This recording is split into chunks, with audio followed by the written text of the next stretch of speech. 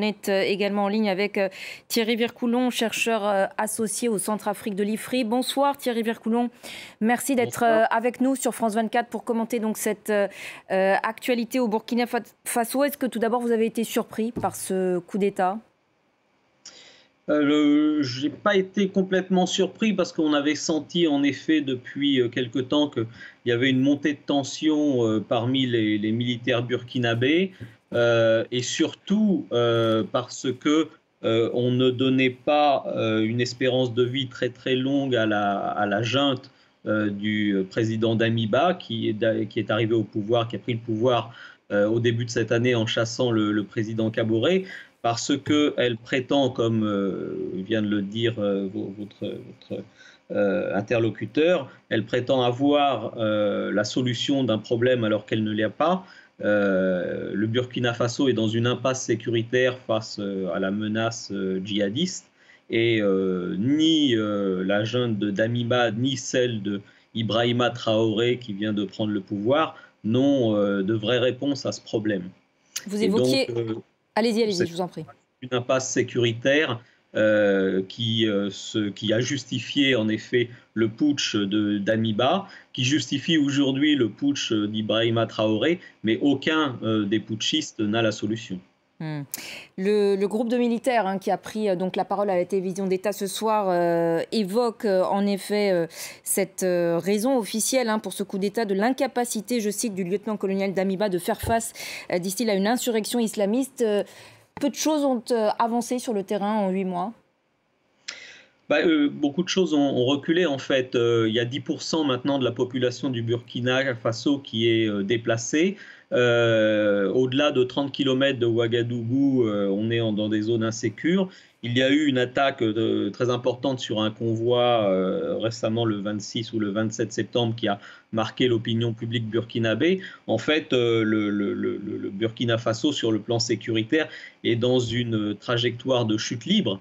Et les putschistes de Damiba qui prétendaient pouvoir inverser cette tendance n'ont pas réussi. Et on voit difficilement comment les nouveaux putschistes actuellement pourraient le faire.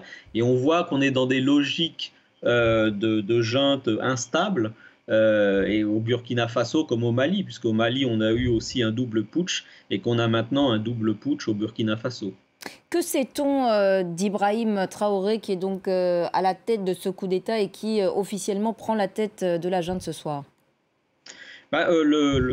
C'est un capitaine et en effet votre premier interlocuteur parlait de l'unité Cobra qui semble être en effet à la manœuvre dans ce putsch et qui réclamait en effet des moyens. Mais je pense qu'il faut lire un peu les choses entre les lignes. Quand il réclamait des moyens pour lutter contre le terrorisme, ça voulait dire aussi qu'il réclamait de l'argent. Et je pense qu'il y avait un certain ressentiment, il y a des divisions très importantes dans l'armée burkinabé, et je pense qu'il y avait un certain ressentiment contre le président Damiba qui est un lieutenant-colonel et qui avait mis beaucoup de lieutenants-colonels aux manettes depuis qu'il était au pouvoir.